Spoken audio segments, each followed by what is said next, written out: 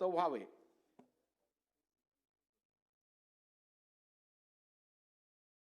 घोषणा 2 मिनिट। आपणा सर्वांना विदित आहे की राष्ट्रकुल संसदीय मंडळ महाराष्ट्र शाखेतर्फे दरवर्षी महाराष्ट्र विधिमंडळाच्या नागपूर येथील हिवाळी अधिवेशन कालावधीत राज्यातील विद्यापीठातील राज्यशास्त्र व लोकप्रशासन या विषयांचा अभ्यास करणाऱ्या पदव्युत्तर विद्यार्थ्यांसाठी संसदीय अभ्यास वर्गाचे आयोजन करण्यात येते।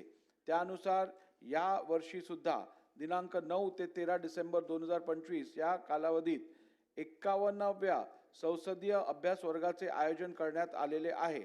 सदर संसदीय अभ्यास वर्गाचे उद्घाटन माननीय मुख्यमंत्री यांच्या शुभ हस्ते व सर्व मान्यवरांच्या सन्मान्य उपस्थितीत मंगळवार दिनांक 9 डिसेंबर 2025 रोजी सकाळी 9 वाजता विधान परिषद सभागृह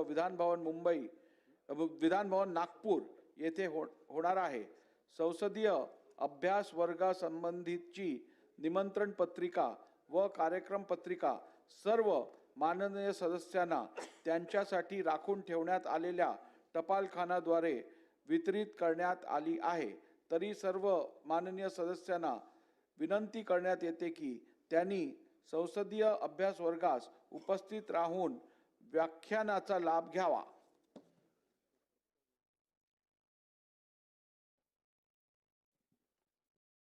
अध्यक्ष महाराज, महाराष्ट्र एकत्रीकरणाच्या नंतर आपण ठरलेलं होतं की कमीत कमी 2 महिने या अधिवेशन नागपूरमध्ये व्हावं।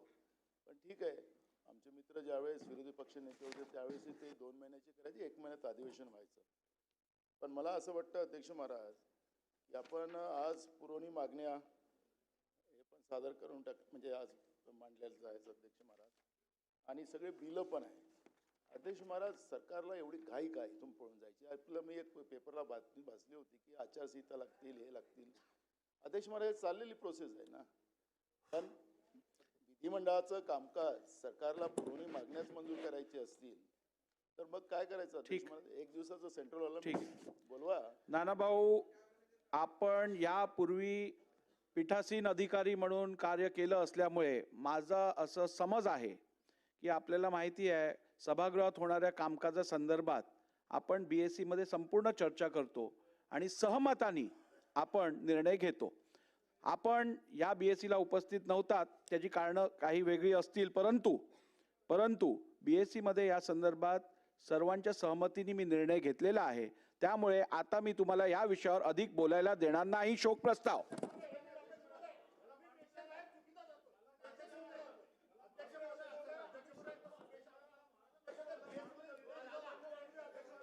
बसून घ्या, भास्कररावांना बोलू द्या, बसून घ्या, बोला। सन्माननीय अध्यक्ष महोदय, ही गोष्ट खरी आहे की BSc मध्ये चर्चा होत असताना जे होणारे निर्णय आहेत ते सर्वसाधारणपणे युनॅनिमसली व्हावेत अशा प्रकारची अपेक्षा असते, हे मी मान्यच करतो।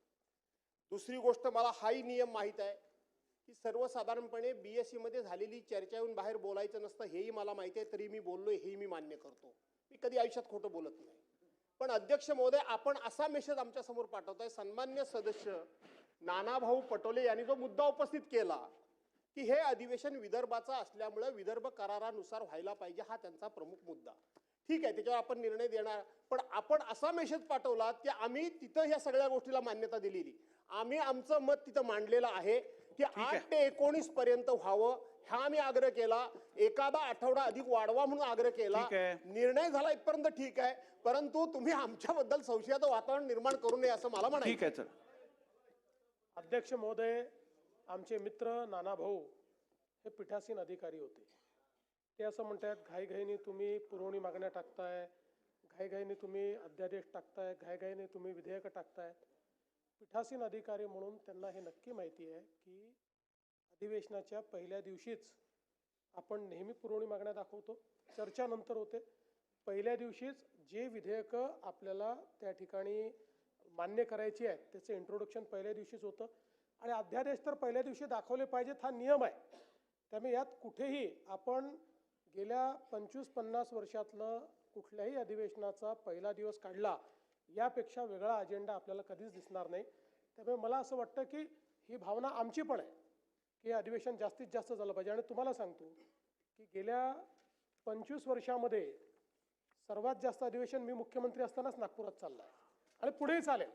आता आपल्यालाच माहिती आहे आचारसंहिता आहे, पुढे कधी आचारसंहिता होऊ शकते हे आपल्याला माहीत नाही, पण ती जी काही